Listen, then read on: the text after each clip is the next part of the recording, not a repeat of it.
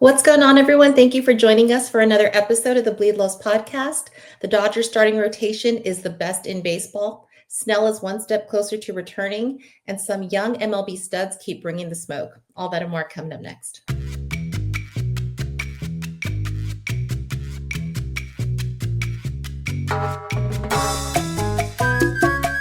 Hello again and welcome back. Anthony and I are your co-hosts tonight, and producer Roger is behind the scenes. Before we get started, we want to tell you about DodgersBeat.com. Stay up to date and in the know with the latest coverage of the LA Dodgers. It is your one-stop for articles, interviews, contests, merch, and more. Never miss a beat, and check out DodgersBeat.com. What's going on, Anthony? Another day, another dollar. How you doing, my friend? Yeah, it's been a hell of a week. It feels like just with the Dodgers and just like life in general. But again, kind of nice to have a little day off here before they go on this road trip and probably make us crash out over the smallest and littlest of things. But overall, can't complain. They have a winning record, first place in the division, pending. I think I don't know if San Diego played today or not, but again, let's get ready to like nitpick the hell out of the last three series, basically. Oh my God, let's nitpick. Yeah, but before we get into everything, so I think we have three series to go over. All kinds of stuff happened. What have you been up to? I don't think we filmed for like, what, a week and a half or so, right? Yeah, I've kind of been just grinding at work. I have a nice little 3 days off before I have to go back. I've been stressing about the Lakers. I don't know if the Lakers are going to hold on to this win or this series win or not, but I do have a little bit of fun stuff planned over the weekend. I'm going to go check out the Michael movie, I think, tomorrow. I've seen nothing but like spoilers of clips and stuff like that. And I'm not really a film critic to the comes to stuff like that. I'm there to be entertained by good music. Like the storytelling at this point, like okay, like we all know the story. I'm just here for the music, basically. There's also another movie out with Zendaya and Robert Pattinson that's actually looks really good. I'm not sure if I'll catch it this weekend, maybe if I have time. But other than that, that's all I've been thinking about.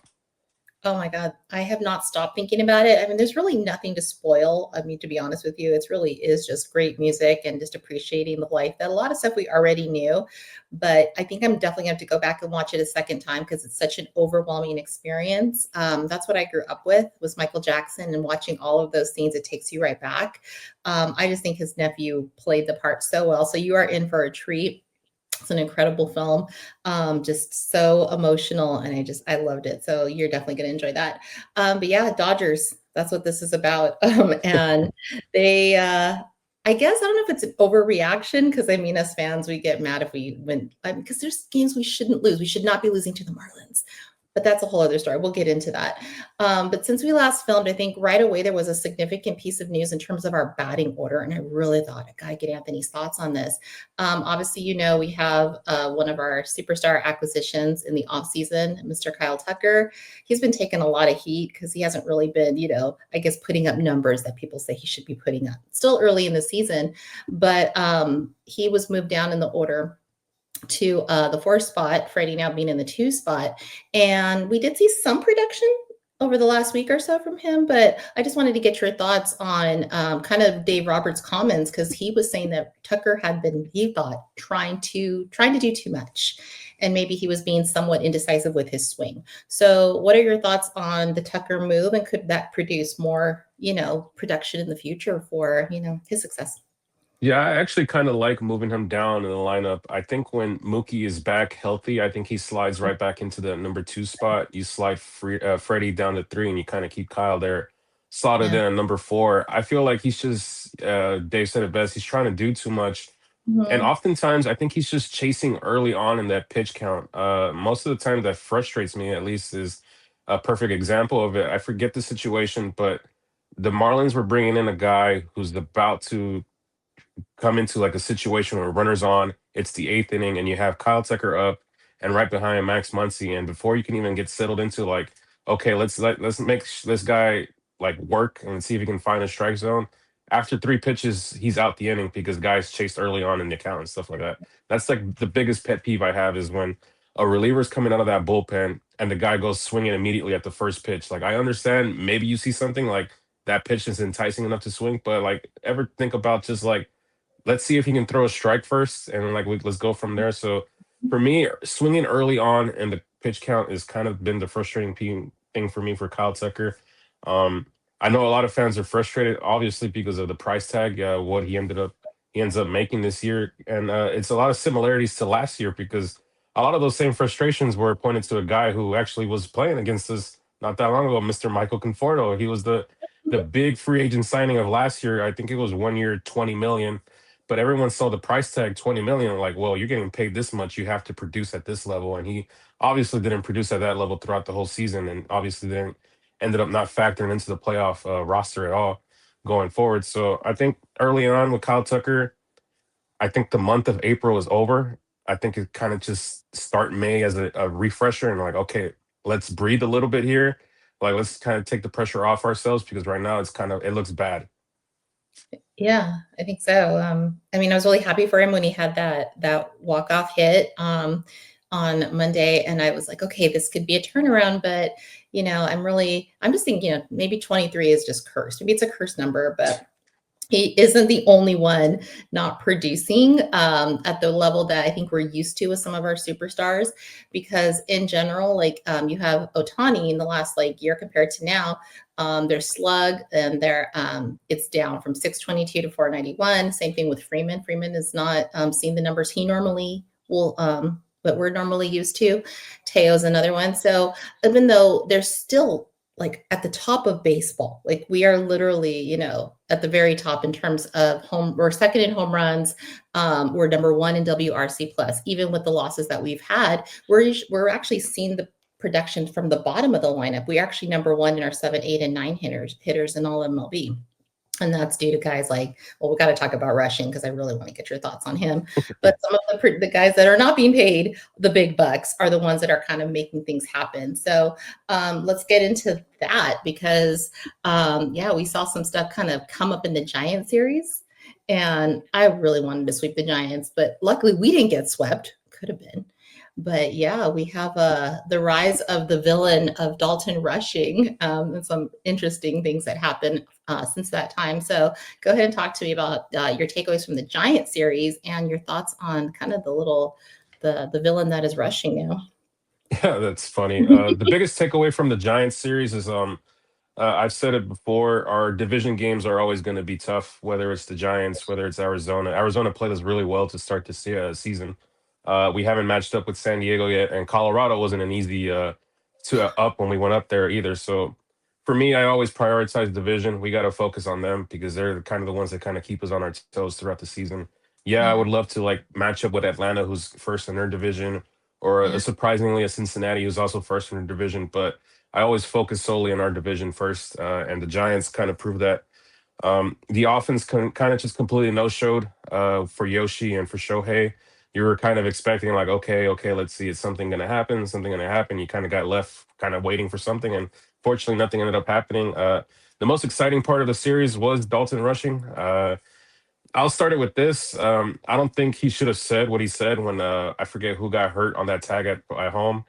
But I think it's one of those situations where, in the heat of the moment, it just so happened that he got caught on camera saying that. I don't think when he said that he expected it to be so zoomed in and then he's going to be trending almost immediately post game. And unfortunately, baseball is baseball. These guys kind of police themselves, and he kind of had to wear one on the ribs. It was, I think, the next day almost immediately. Um, no big deal with it. I think you just kind of have to send a message as Logan Webb did, hey, we're not gonna let you bully our teammate. As always, hit him in the ribs, hit him in the ass, hit him in the thigh. As long as it's nowhere up here, I kind of take all right, that's cool. Last year, I kind of took more a serious note when they were throwing at Ohtani and it was kind of up towards his head area. Again, I don't mind if it's anything from the shoulder down, fair game. I think that's kind of one of the unique things about baseball. These guys police themselves. And it just didn't end there because then there's a double play ball that's kind of induced within the next few minutes of that inning.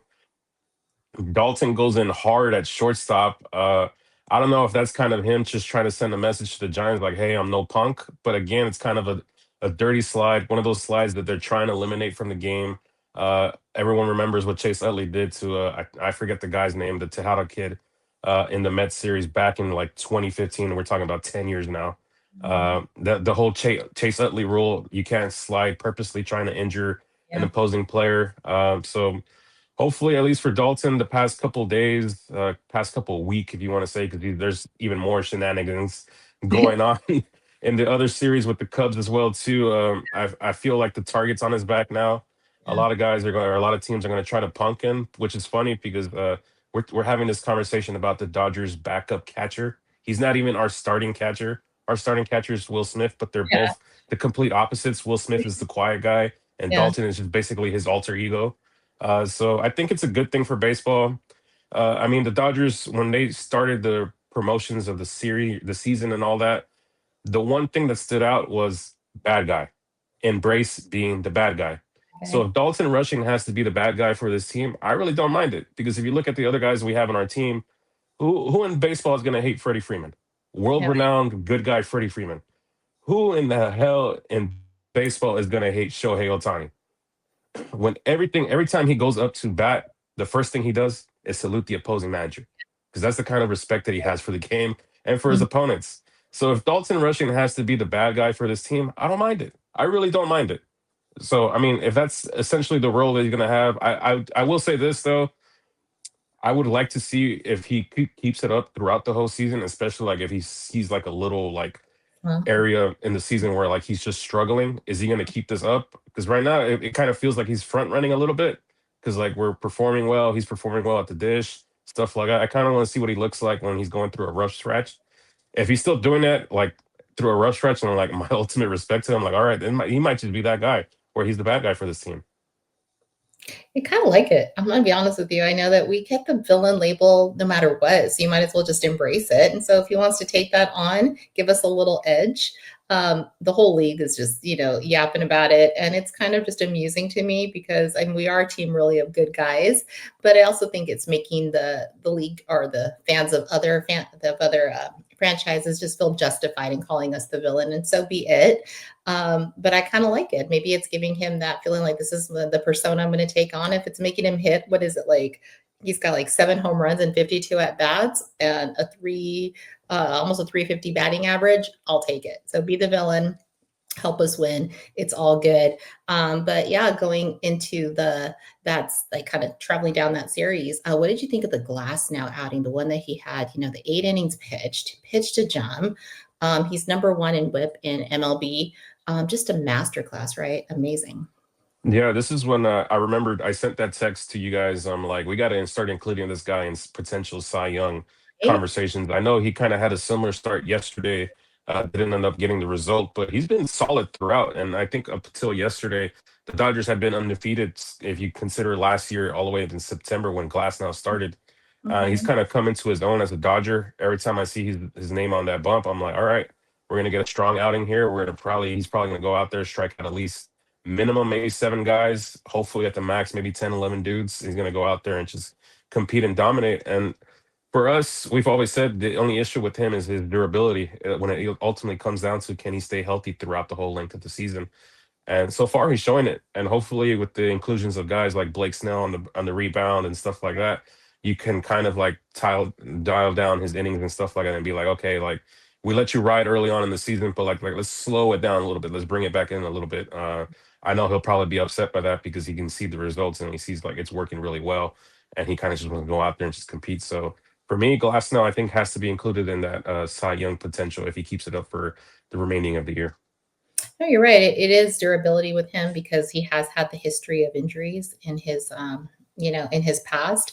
But we really do need this kind of production at the end. So I know that he kind of tends to wear his emotions on his sleeve when he pitches, and you kind of almost can tell what he's thinking. And he really does want to produce. He wants to help because his first season he didn't feel like he was contributing the way that he wanted to. But at the same time, we are the Dodgers. We know how this works. People are coming at us hard all season long.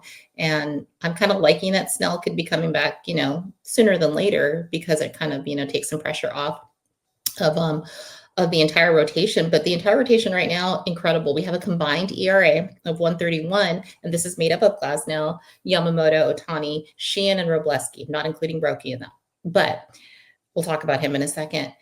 we are really, if you just take those names alone, the best rotation in baseball at this point. And really, we've had so many, woes in the past few years with our pitching. And I really hope the answer is that we keep them healthy and we have the young guys that can come in and eat the innings when possible. But also, we don't have just one guy that's a possible Cy Young candidacy. You're talking Ohtani, Yamamoto, and now you're talking possibly Glasnow. But get this, Robleski, I want to get your thoughts on him. He has the number one ERA in baseball in the past week. So just talk to me overall about the rotation in general.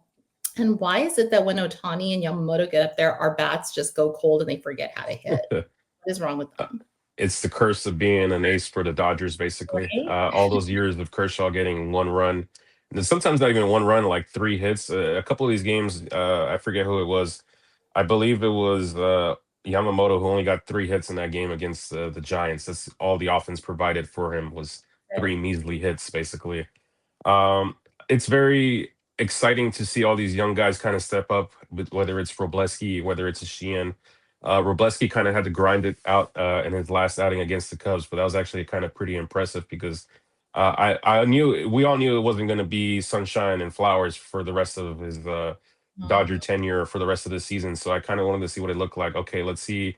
You get into some trouble. He kind of had high pitch counts those first 2 innings, 20 pitches plus, but he kind of settled in. He kind of found himself, and that kind of shows me okay, this guy has grown a lot from the first time he ever took the mound here with us as an early minor league prospect, and now he's kind of solidified himself as one of those guys that if you write his name down on the lineup card, I'd be like, okay, Robleski has the mound tonight. Let's ride. Let's go for it, basically. So it's exciting to see these young guys step up, and it's also exciting to see that ultimately we don't have to rely on our top guys to kind of get us through. At least for me, minimum 6 innings. 6 innings, I feel is kind of that key point. Okay, once we get to 6 innings, let's let the bullpen do the rest. And anytime you get anything below 6 innings, 5 innings, that's where I'm like, okay, now we kind of have to piece it together. Let's see who can provide 2 innings for us in the bullpen, whether it's a Klein, my bad, not Keen, a Klein, and Edgardo, when he was healthy, Ben Kasparius, stuff like that. That's kind of where I'm like, 5 innings, but it's weird because it's the new mindset of just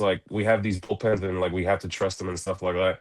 And I know the bullpen kind of gave it up in that Cubs game, that very first one. So not everything is going to be perfect all the time. For the most part, they've kind of been very, very solid. It was kind of sad to see them kind of flame out in that first game because there was an actual very high possibility we could have swept the Cubs if you look back at it. It led with Vesia. Vesia had his first bad outing of the season. But I think he did enough to get out of the inning. But that fly ball that Pot has dropped kind of opened up a can of worms for the rest of the team to kind of just go downhill from there. So it's going to rely on our heavy hitters in the bullpen. We just have to find a way to kind of piece it together until Diaz gets back, or even if there's a potential trade in the future, something like that, maybe. And that's what I said on a previous show that scares me about, a Roki. Love Roki, don't get me wrong, but him coming out because you just know that it's probably not going to be the 5 and 6 innings. And that's where you have to really rely on the bullpen for them all the guys that are going to come out to have an on night. And that's where it gets a little dicey.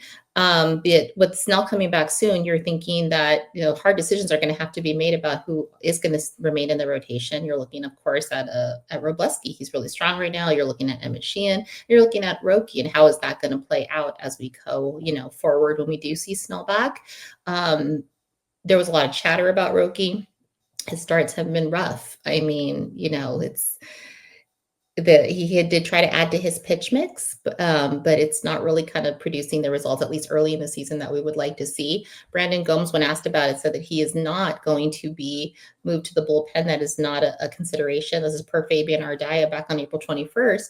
And that came as a question after, we know that Edwin Díaz is probably going to be out for about 3 months, somewhere in that range. So what then happens to the bullpen? Because we're not going to have the certified closer that we're used to having. So what does that, mean for the mix?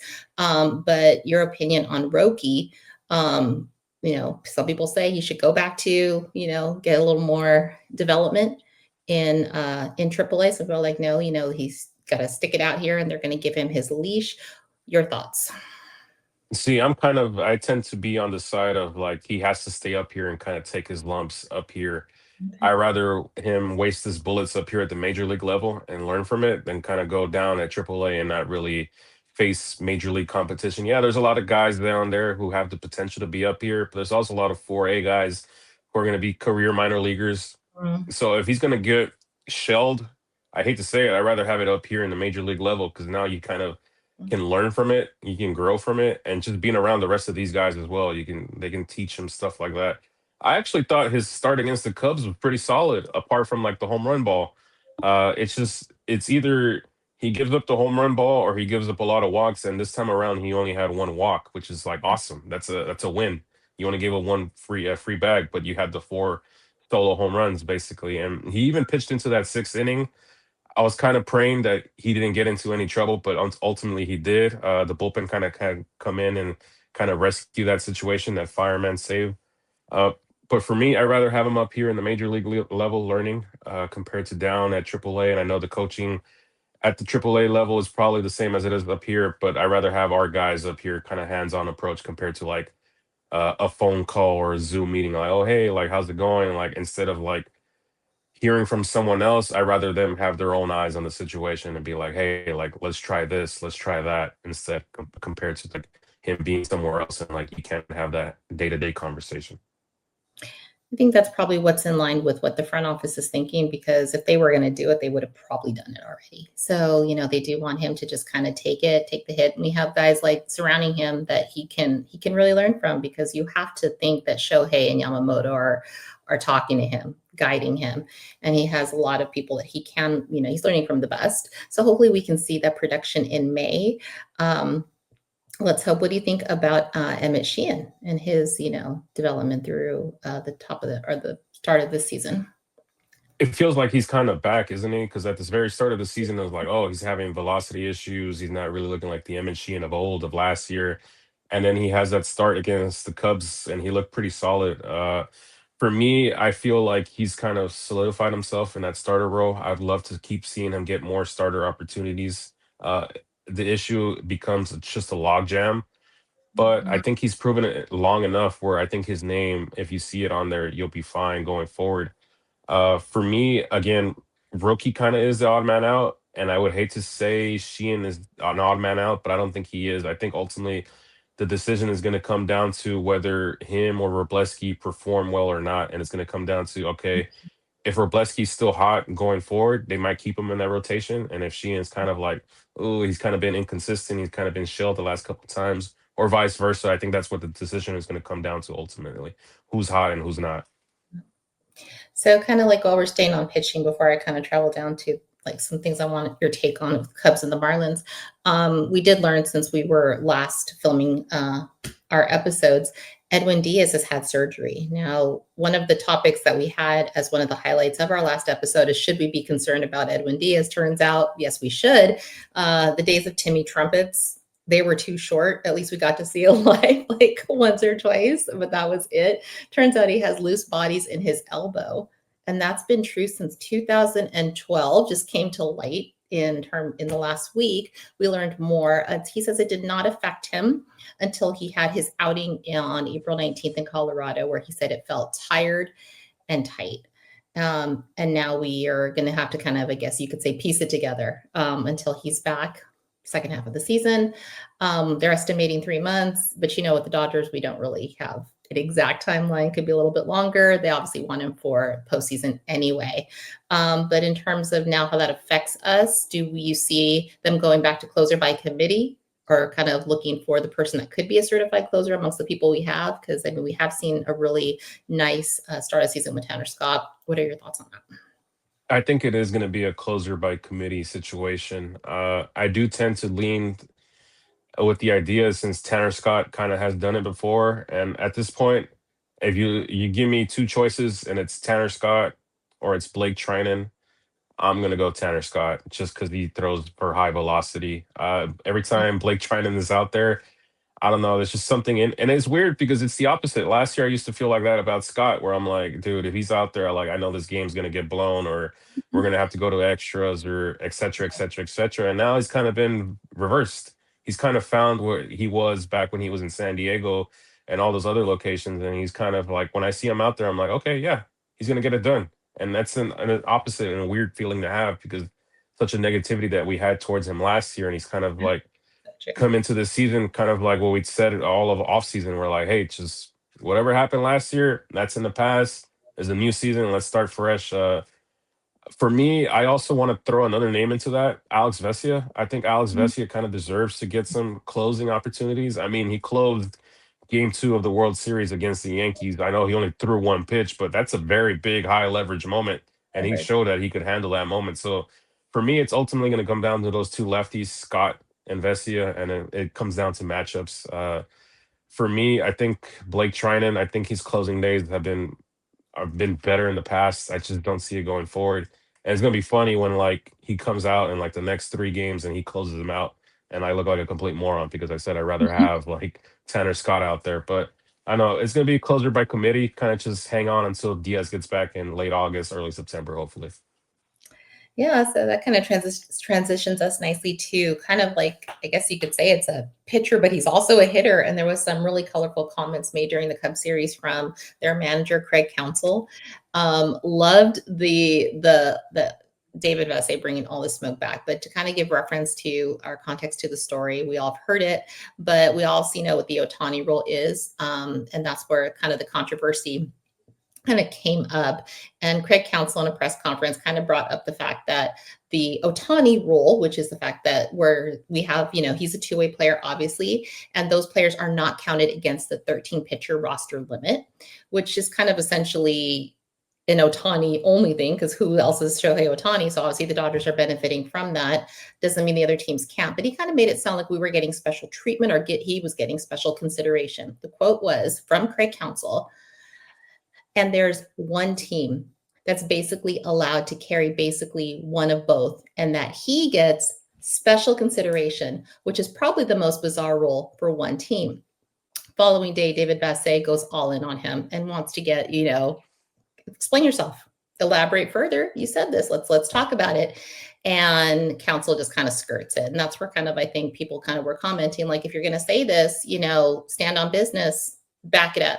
And he wasn't really willing to do that. Andrew Friedman said he found it strange and bizarre that he even brought it up to begin with. What are your thoughts on us getting special consideration? And we're the only I would say this: Craig Counsell is a mouse. I'll call him a mouse.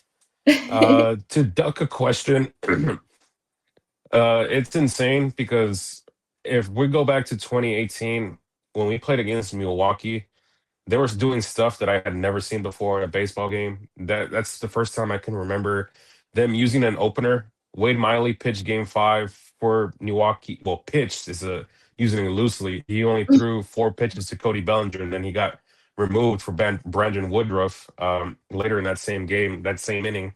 So that's the introduction to an opener. Craig Counsell was the manager for that. Craig Counsell is also the reason why certain bullpen guys, we have that 3-pitch hitter limit basically, because they kept subbing guys out, subbing guys out, subbing guys out, subbing guys out. So to say that the Dodgers have special rules made for us, I mean, was Shohei always played for the Los Angeles Dodgers? Can you tell me that, Drea? Has he always been a member of this team? No, he played for the team that has rodents in their stadium, which is roaming around basically, in the Angels. I think it's just hating at this point. I mean, the rule is not specifically for Shohei. What's stopping the Cubs from developing a young guy into being a two-way player? I think it would be awesome if we had another like potential Shohei Ohtani just looming around. And I think in the future, there's going to be multiple guys who are going to try to do them both. Now it's going to come down to coaching and encouraging these guys. Like, okay, like you really have the potential to do both. Like you should really chase this, or like, hey, maybe like focus only on pitching because like, you're really not that good of a hitter, or hey, focus on hitting because you're really not that good of a pitcher. But I think it's encouraging a new type of baseball player. You're encouraging the youth to kind of pursue their dreams, and you kind of want them to kind of break boundaries and stuff like that. Shohei is a mold of its own. He's a unicorn, but if you have a lot of young people watching that unicorn, you don't think they're going to try to pursue that? I mean, once upon a time, there was a center in the NBA, Shaquille O'Neal. You don't think he influenced a whole generation of kids who are like, hey, that guy is really big and really dominant. I can play like him. Right. Or even more modern times, a guy like a Steph Curry, like, hey, Steph Curry's only like 6 foot and he's super skinny, but like, wow, look at him run around these screens and like, look at him shoot from like 30 feet. I can do that. And then if you go to games and little leagues and stuff like that, AEU and all that, for a while there, you would see kids doing one thing and one thing only, running around a screen, chucking up a 3-pointer. That's called influence. Shohei Mhm. Ohtani is going to be one of those guys that's going to influence a lot of potential future ball players in the way they play and the way they approach the game. So for Craig Counsell to complain, it's just I don't know. It's just you just wanted to cry for a reason, and you were going to give yourself basically an excuse if you ended up losing the series to us, but you ended up losing anyway. And he's not the only one on the team that keeps crying. I mean, if you see PCA is still talking Yeah, about us. still We talking. went back about the whole villain thing with Dalton Rushing. The difference is Dalton is talking smack about the players. PCA is talking smack about us, the regular Mhm. fans. Like we can't do anything about it, but at the same time, PCA is not going to talk smack about the players because he's probably afraid he's going to get hit, or he knows that he can't compete to the level of a Shohei Ohtani, a Mookie Betts, or even like a Teoscar Hernandez or Nandi Pajes and stuff like that. So for me, I think it's just crying to cry basically at this point. Like, what's the whole point? No one else is doing it. No. Well, so why even bring it up? So I mean, I don't know. It was just exhausting the past like week between like Craig Counsell and like PCA and there's all this Dalton Rushing dialogue as well too. So I don't know. I think people are just bored. I'll just leave it. They're bored and they want to complain about anything. No, I feel you on PCA, and I mean, it was kind of hilarious that he talks his talk and yet puts up the performance that he puts up when he was in front of Dodger fans. So, just giving us more ammo to go after him. But he didn't have to. And I've always liked PCA. I've always liked his playing style. I've admired him. I thought this guy's going to be, great to watch in the coming years. And now he just kind of put that stain on himself, and he's getting, as loud of boos as we give to some of these Astros players. But to each their own. Moving along. But this week we had the Miami Marlins come in. I gotta say, like, I guess I get arrogant sometimes and think, okay, here's some easy wins for us. We've got our super aces on the mound. We're going to see Ohtani. We're going to see Yamamoto. We're going to see Glasnow. And again, this is one of those series that we talk about that we're just going to crash out because our Dodgers just forget that they're the Dodgers. So, and then they did it on Women's Night. I got this really cool sweater on Tuesday, and then they lose in front of all of the females who were just super passionate that day, and we were just loving the songs, loving the energy, and it just was all for naught. But talk to me about your takeaways from the Marlins series. Obviously, like, we didn't get swept, yay, but we could have been. So not fun. Yeah, I almost went to that women's night thing. It was a very, very last minute like call. Like I got a text from my brother. He's like, "Hey, you want to go to the game?" It just came down to like logistics. I'm like, no, I'm tired from work. I really don't want to like make the effort to go home, get ready, and try to make it to the ravine in like an hour, basically. And I'm kind of glad I didn't because the game ended up being ultimately a stinker. Most of this Marlins series was a stinker as well too. I saw most of that game yesterday, and it just felt like we play with a lot of low energy against these teams that we're supposed to take care very easily. And credit to the Marlins. Marlins took advantage of us. The Dodgers should be disappointed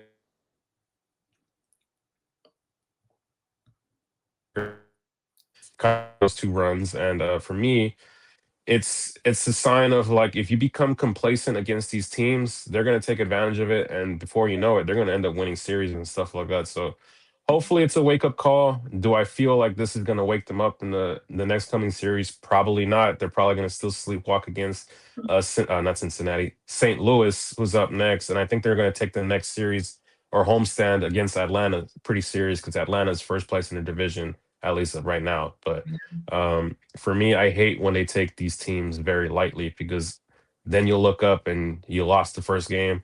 Next thing you know, you're about to lose the second game. And ultimately, you give these teams confidence that, hey, like they're sleepwalking out there. Like, let's run it up on them, basically. And it sucks to watch, basically. Kind of does. And I was thinking a little bit about, McCullough, who used to be our first base coach. He knows the Dodgers secrets, and he would know exactly, just by the fact that he's been around the organization for so long, he would know how to take advantage of our weak spots. And that wasn't going to just be, I guess, the cakewalk that I was thinking. And I was reflecting on that at the end of the series. But again, these teams come out and they circle it on their calendar. They're going to bring their all to beat the Dodgers. Every team is going to do it. Doesn't matter if they're the Marlins. It doesn't matter if they're the Braves. This is what we're up against. But at the same time, I also think that when we heard at the beginning of the season that from some of the pundits, some of the people that, analyze MLB, the Dodgers just kind of treat the regular season sometimes like a yawn. They know when to bring it. They know that at the end of the season, they'll probably win the division, and then they wake it up in playoffs. But it's kind of frustrating for fans because we want to see the production that we know they're capable of, every Yeah, game. we saw that. They woke up against the Cubs. They took Yeah. that Cubs series very seriously because they had won, I think it was 9 in a row against us, and they ultimately got 10. So they're going to pick and choose. It's going to be annoying to watch, but, we just have to wait and see. It's annoying. What did you think of that weird double play as we lost the series in that end when we had, a chance to kind of get it at least tied and take this to extras? But no. Yeah, ultimately, I think it was just a great summary of what the past 3 series of Dodger baseball has been. It's been very lackluster. It's very anticlimactic. We got the bases loaded in that situation. I honestly thought I thought Freddie was going to do enough to kind of get us over the line. And we'll be talking about oh, whoa, we played the Marlins and we got 2 of 3. We probably should have swept them. But yeah, it's a weird double play. It's kind of hard because Shohei was going to be out regardless. The ball was kind of right in his path. It sucks. The play sucked in general because I was kind of hoping for at least a fly ball at minimum. That's like the worst thing that could have happened is exactly what happened, that inning-ending double play. Credit to the Marlins. They were pesky. They were, they grinded. They got it done. Ultimately, I still feel like, we're going to be okay. But it was a frustrating series. But yeah, so some interesting news because we're obviously all looking forward to Mookie Betts coming back. But I think he had kind of, I don't want to say he's taken 2 or 3 steps back because it seems like he's going to be on a rehab assignment soon, at least according to Roberts. But I guess he was having trouble with his oblique when he was taking some batting practice in the last week or so. So we might kind of see a slight delay, but then he still says he's ahead of schedule compared to when we thought we might see him back. So when Mookie comes back officially, I think, we're probably going to be hopefully waking it up. I know summer's a little bit of gets to the dog days of summer. The guys don't always, perform like we need them to. But what series do you think coming up, or maybe the next week or so, do you think we're going to see a little bit more of the Dodgers we're used to? For me, it's going to be ultimately, I think, against Atlanta. I think they're just going to treat it as, I don't want to say playoff series, but it's a potential opponent that you can see down the line. It wouldn't surprise me if we saw them in the NLCS or the DS, depending on seeding and all that. And I think it's just going to be one of those okay, let's see where we're at against them kind of situation. And it's not looking past who we're facing going forward right now. But for me, ultimately, it's going to be Atlanta. It always has been. I feel like we've always kind of been a foil on their side. If you look back to all those years and stuff like that. I'm actually interested to see what they do against Houston. Houston is up in this little road trip that we got going on here. It's going to be St. Louis, then Houston.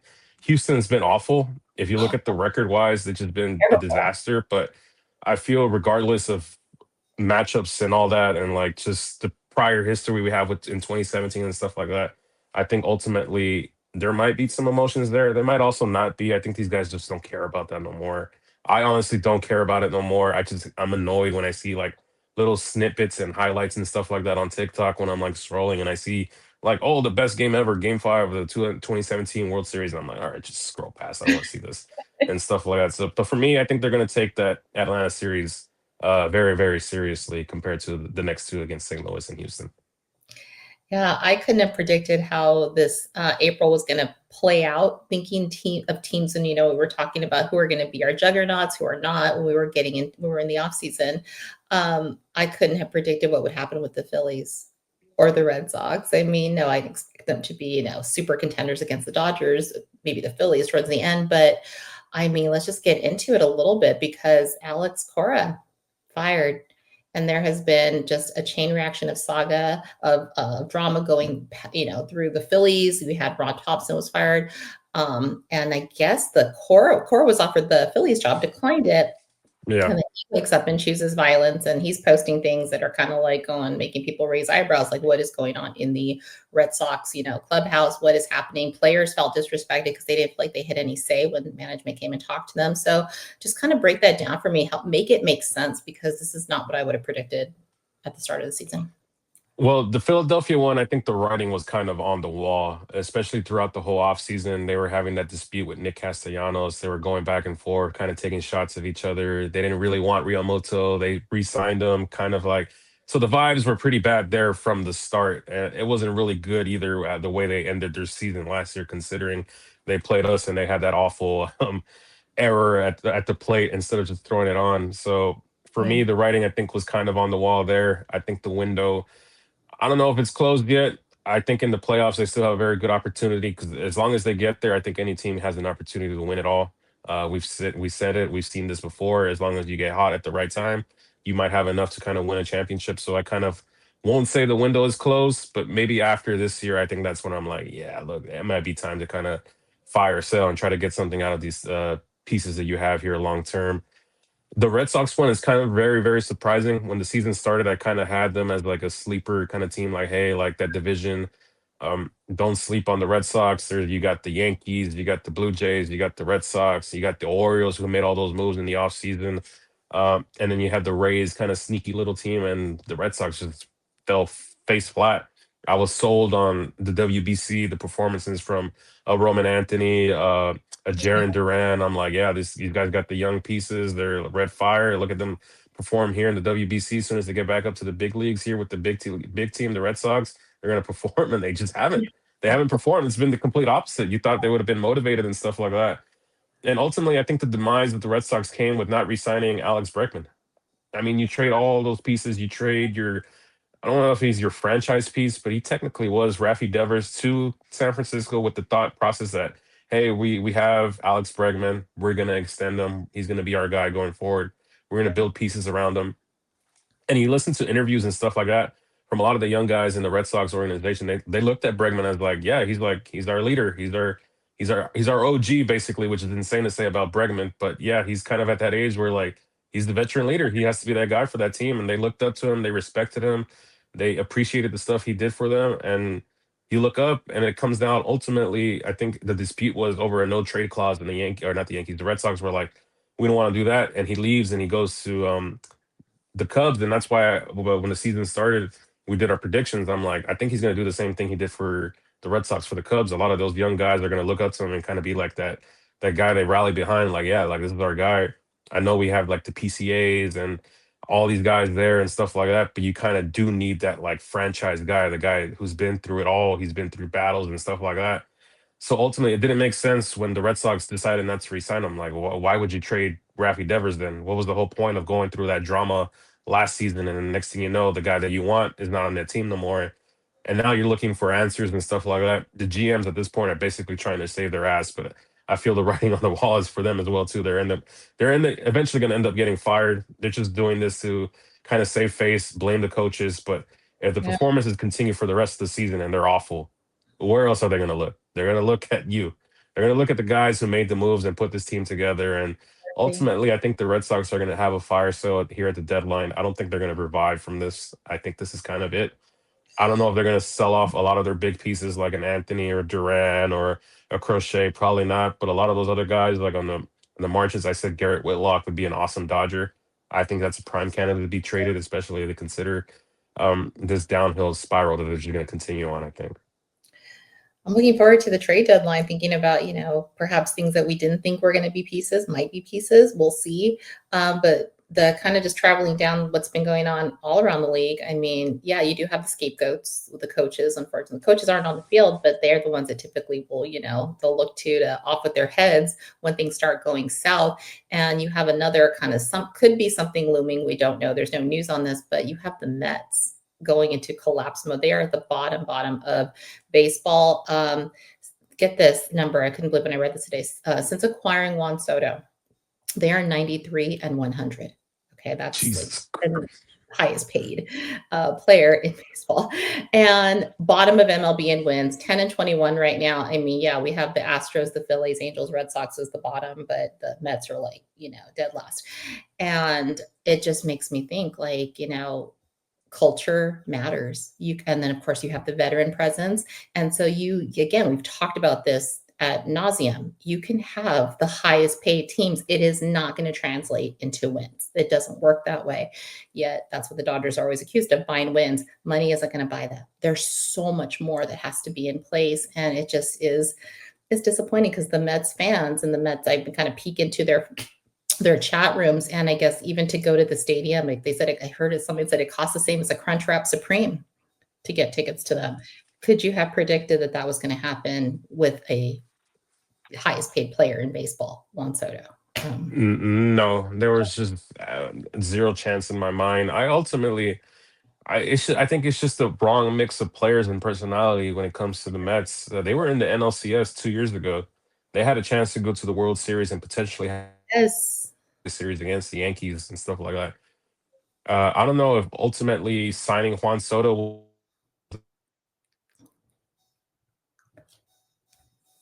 4 years from now they end up winning it all. Tell yourself like, hey, like this was the right move going forward for us. But for me right now, it just looks like a disaster. I think it's like a team that's kind of split right down the middle. You have Lindor's side, and then you have Juan Soto's side, and you kind of have to pick and choose who you want to listen to and who you. Ultimately, it's still a long season. I can still probably see them maybe sneaking into a wild card. Who knows? I just know they have to play better baseball starting going. So one thing I am super grateful for is that, despite all the challenges that we go through, the Dodgers, we're just so lucky to be in this time that, even if we have to go through the ups and downs of a 162 season, that we just have, the foundation that's in place here at, on our franchise, or we're not dealing with a lot of the stuff the other teams are dealing with. Who knows what's going to happen in the future, but I'm really enjoying right now to be, in this era of Dodger baseball. But yeah, just some kind of fun things that I noticed today. And I don't know if you're going to go to this game. We both love the Lakers. Did you see the Shaq bobblehead that I did, got yeah. released? Are you going to be there that night? That's my first question. I don't know, honestly. I have some summer vacation plans, and I have to double check to make sure it doesn't like conflict. I'm pretty sure it does. I'm not 100% sure. I think it's going to be one of those things where I make a phone call and tell a buddy like, "Hey, I'm going to buy a ticket. Please go to the stadium, give me this bobblehead, and we'll go from there." Basically. Yeah, that's going to be I think June 20th versus the Orioles. That was the fun series last round. But one you have to get. We were there for his first of two. Remember the Shohei Ohtani greatest game bobblehead? The pitching version is going to come out on July 8th versus the Rockies. I loved it. I think it attaches at the bottom to the one that we got for the first game. So kind of a cool bobblehead. But yeah, if you go or if I go and I get an extra one, I'll definitely keep that in mind. So one way or another, we'll get you that Shaq bobblehead because we are Lakers fans. But with that said, I'm going to go ahead and start wrapping up my section. What are your final thoughts for the week? Final thoughts. I just want to see some good baseball over the weekend. Whether it's against Houston or St. Louis, just play good ball. That's all I ask. That's all we ever want is play good ball. Don't always play down to the teams that we just think we're automatically going to beat. But yeah, really cool thing. Check out the Bleed Loves podcast YouTube channel. There's going to be a really cool interview dropping with our Spanish language colleague, Adam Lopez. And he has an interview with I think it's the person who sings Roki Sasaki's walkout song. So very excited for that. We've got some great things on the Bleed Loves podcast network for you day in and day out. You have the clubhouse interviews and all the footage and all the behind the scenes that you need to get you through your week. Also check out DodgersBeat.com. We've got Steve and Cody making sure that they drop all the articles for you to keep up with all the Dodgers news throughout the week as well. Don't forget to check out our handles. You can find me, Drea, on X and Instagram at Ravine Queen 1958, and you can find Anthony on X and Instagram at Anthony Acosta _. And until next week, let's go Dodgers.